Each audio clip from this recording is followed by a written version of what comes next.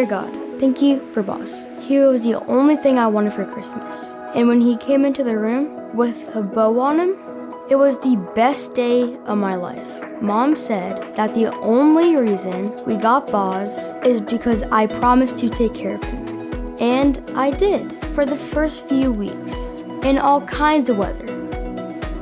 But when school started up again, well, it wasn't easy. And sometimes I forgot. I'm not going to write it because, well, you know, it's just a lot tougher to take him for walks every single day. I wasn't doing what Mom trusted me to do. Then she helped me make a chart. It really helps to see what gets checked off every single day. I know I can do this. Boz is a great dog. God, thanks for helping me and Boz do this together. Uh-oh, gotta go. Read.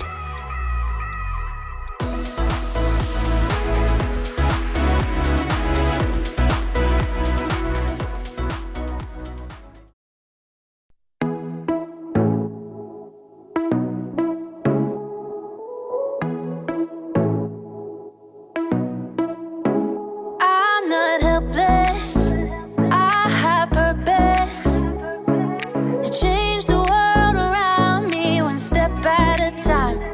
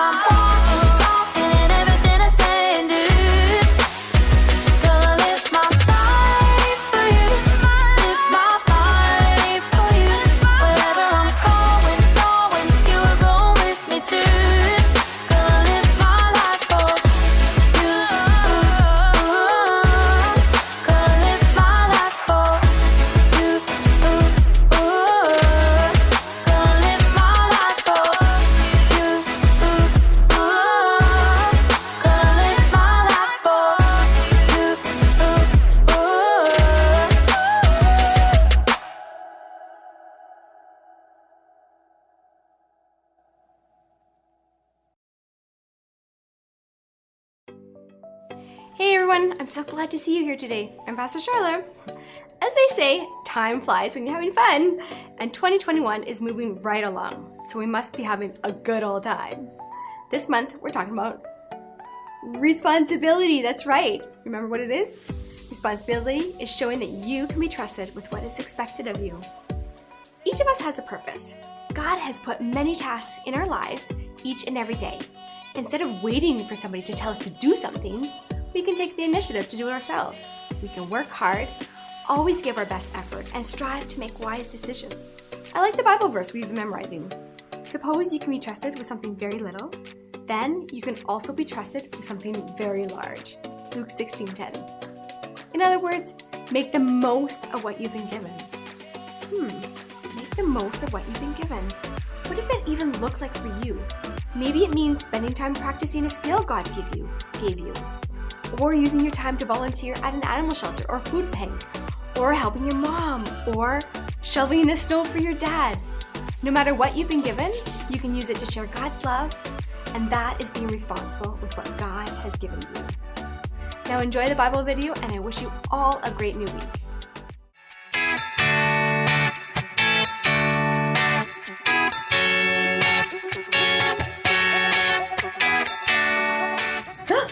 Hi everybody, I'm Erica. Who's up for a game of Brain Drain? The rules to this one are very simple.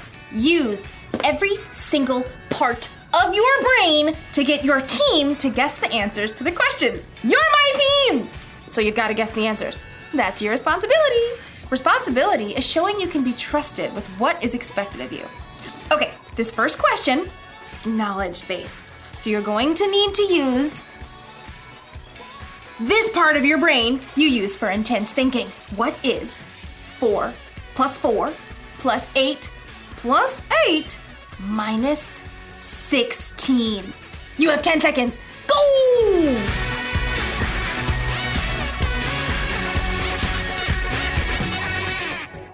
Carry the 1.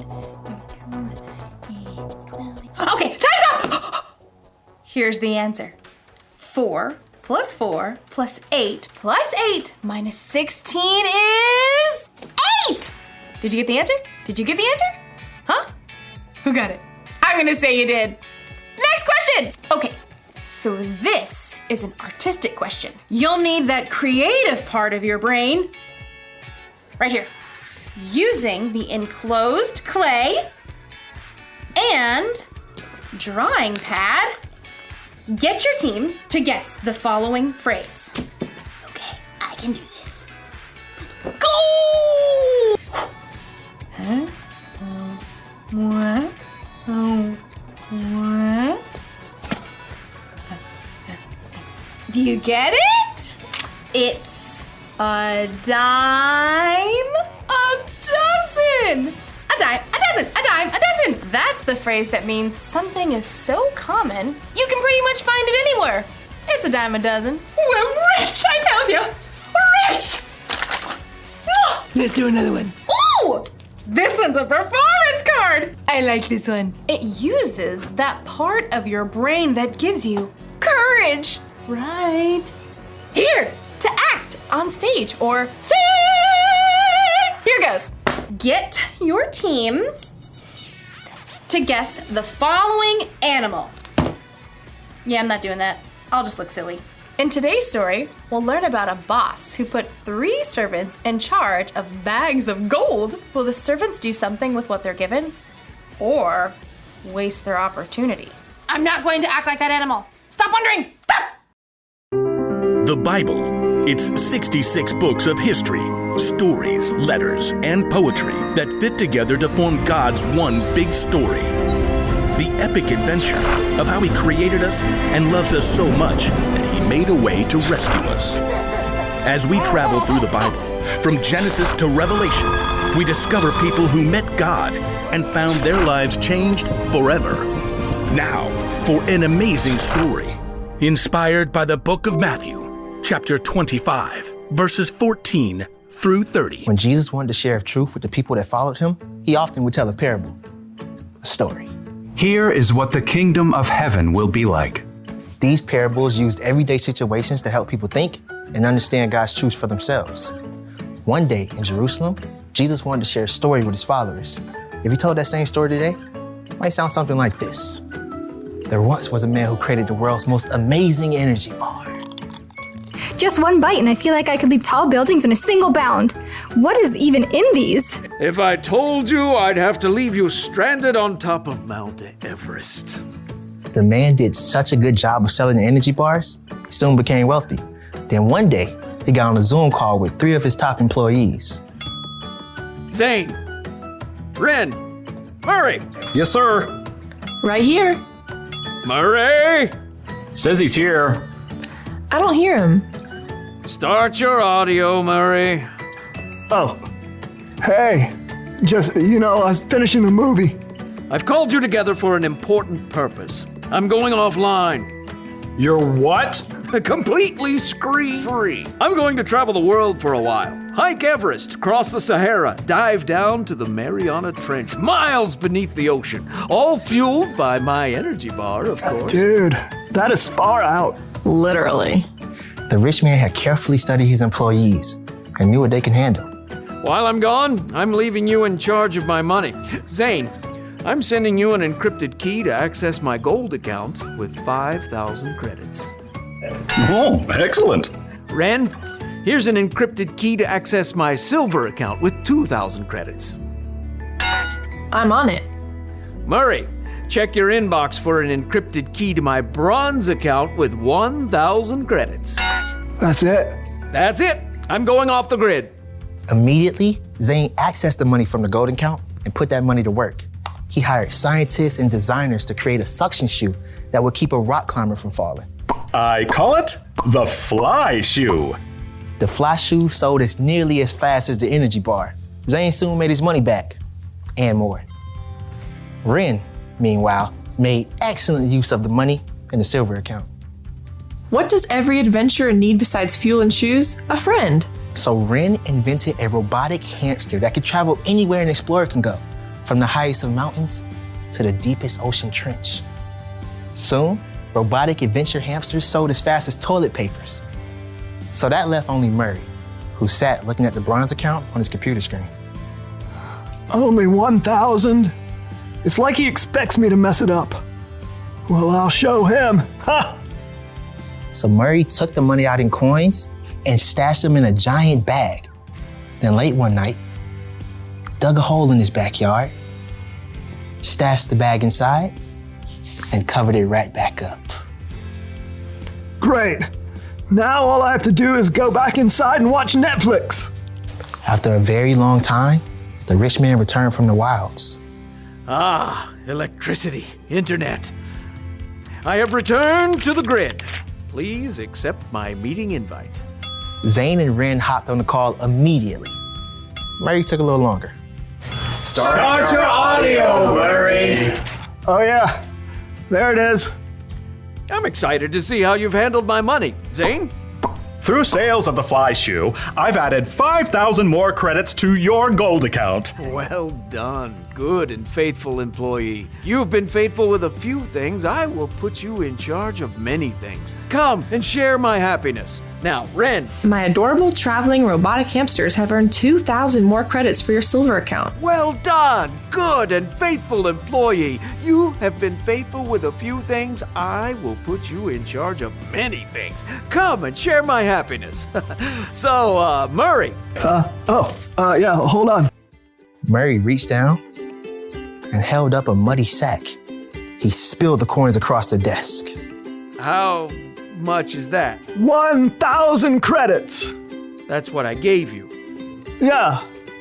Yeah, well, I knew you're a tough businessman. You make money even where you haven't worked for it. I didn't want you getting mad, so I just buried the money. See? It's all safe. Murray offered a weak smile, but instead of smiling back, the rich man went red in the face. You lazy man. If you knew I can make money even when I haven't worked for it, you should have at least kept my money in the bank where it would have earned a little bit. Sure. The rich man turned to his personal assistant and ordered. Take Murray's credits and give them to Zane. who already has 10,000 credits. Oh, and take Murray off my payroll immediately. The message of Jesus' story was clear. If you are responsible for what you were given, you'll be given more. If you wasted it, you end up with nothing. When Jesus told the story about the boss and the 3 servants, I think it was really a story about you and me. God is like the boss in the story, and we're the ones he entrusted with bags of gold. Okay, so maybe God didn't actually give you a bunch of gold, but you have definitely been given something. Each and every one of us has been uniquely created. We've been given unique talents and abilities. We use different parts of our brain. We are definitely not a dime a dozen. So, it's up to us to actually use what God has trusted us with. We can't just bury it in the ground and let it go to waste. And I think it's even better if we use what he's given us to make a difference in the world, to love God, and to love other people. So here's the rule for life to remember today. Make the most of what you've been given. So if you've got a talent for singing, then sing out loud and strong. If you're good at intense thinking, then think about how you can make the world a better place.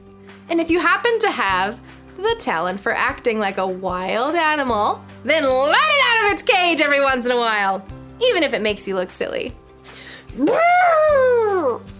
Did you get it? You're right. It was a zebra. See you next time. I'm kidding. It was an elephant. A really good elephant, too.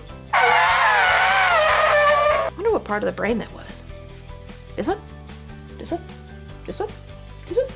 Definitely this one.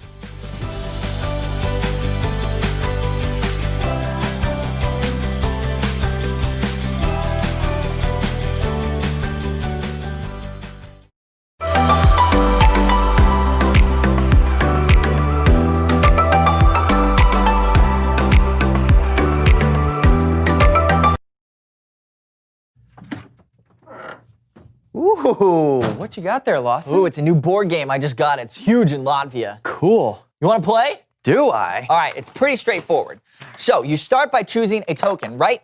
Now, the green token has a different power than the orange one because green token has the ability to roll again every single time you roll a 4. Now, the orange player can only carry 1 antique at a time. Each antique has a special, unique ability. You get to add 1 move to your turn unless you roll a prime number. So, next up, the red token right here gives you the power to scapegoat one other person. Now, the blue token gives you the ability to carry water. Now, to start the game, you need to roll 2 1s. Right, so now we already mentioned a couple different regions of the board, like the Prairie of Inexplicable Darkness and the Desert of Forgotten Dreams, but there's also the Sea of our Desalinated Tears and the Echo Chamber of our Lesser Angels. Now, you can move by rolling the dice, drawing a card. Now, are you ready to play? Here we go. Oh, so close. All right, your turn.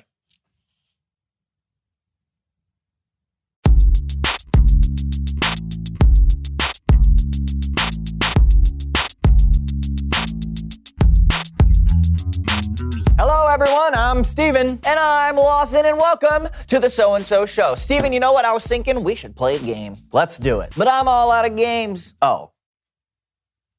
So please welcome someone who knows stuff. Woohoo!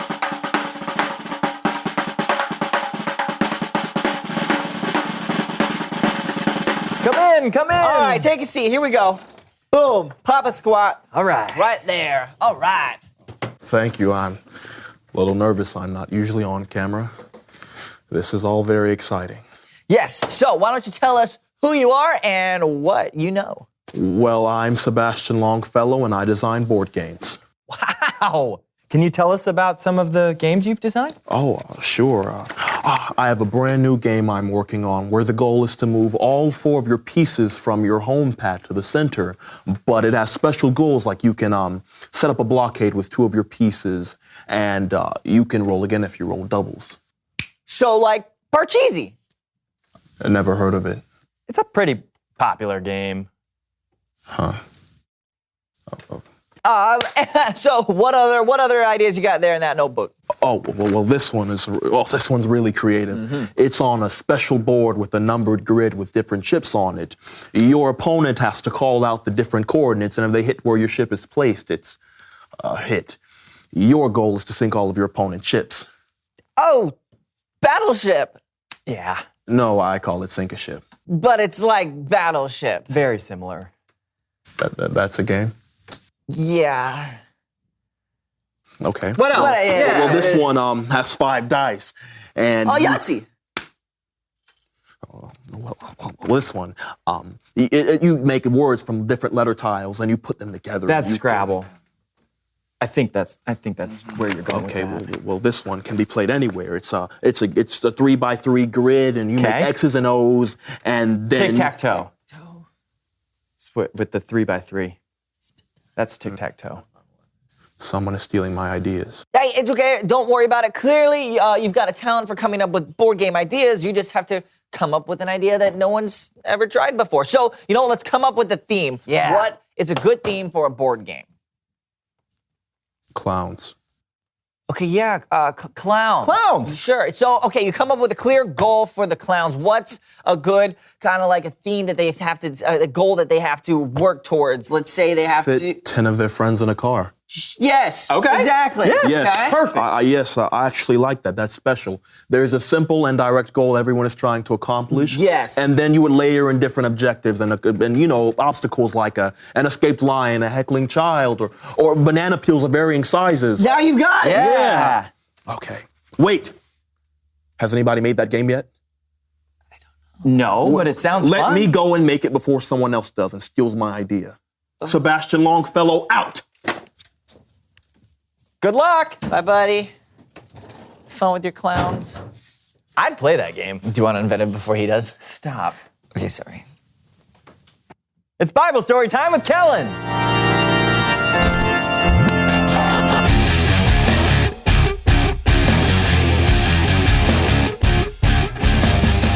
Kellen. What's up, guys? Not much. What do you got for us today? Well, I got a parable that Jesus told from the book of Matthew.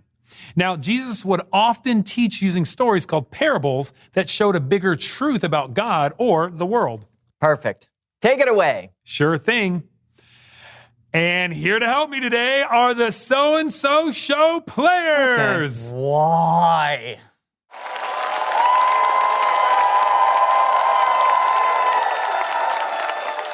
Jesus talked about an important person who was going on a journey, and we'll call her the boss. Yeah! I'm going on a journey. Oh. Why'd I have so many bags of gold? What should I do with them? I have an idea. A marvelous idea! I give the bags of gold to my servants, and I let them take care of it. Sonia! Yes, the boss. I'm going on a long journey. Oh. And I'm trusting you to take care of these 5 bags of gold. Me?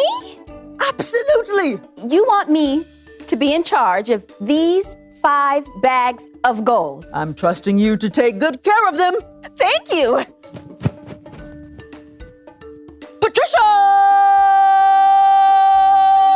Patricia! Yes, the boss? I'm going on a long journey, and I'm putting you in charge of these 2 bags of gold. Me? Exactly. You want me to be in charge of these 2 bags of gold? Your fortune? Your wealth? I trust you to take good care of them. Yes! Of course. Blanche! Yes. Yes, boss. I'm going on a long journey, and I want you Yes. to be Yes. in charge Yes. in charge of this 1 bag of gold. Me? Yes. I trust you to take good care of it. And now, I'm off! What am I supposed to do with this? Time passed, and the boss came back from her long journey. Let's see what happened to my fortune. Sonia! The boss? you left me in charge of these 5 bags of gold. And I took it and turned it into these 5 bags. That's amazing!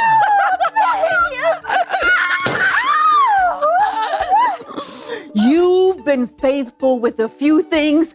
I'll put you in charge of many things. Share in my happiness. Thank you. Thank you.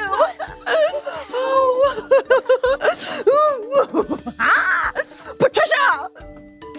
Boss, you trusted me with 2 bags of gold, and I turned it into 2 more bags of gold. You've been faithful with a few things. I will put you in charge of many things. Yes!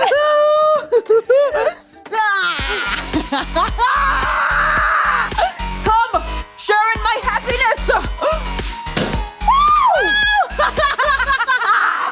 Thank you. Thank you. This is so good.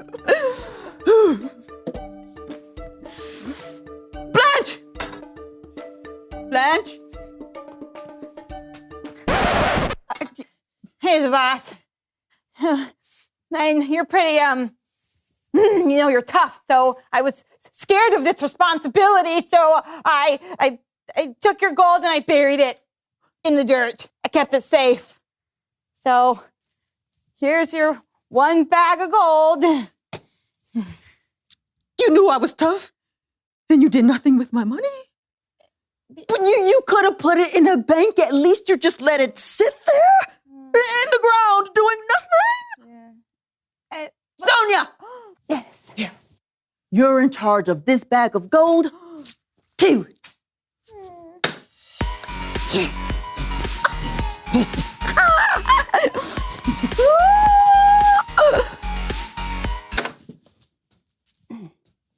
What are you doing? Dancing. You could have shared in my happiness, but you chose not to do anything with what you were given. You missed out. Outside. Yeah, go. Keep going. Further. Is this far enough? Further. Okay, thank you for this opportunity. Patricia! Let's party!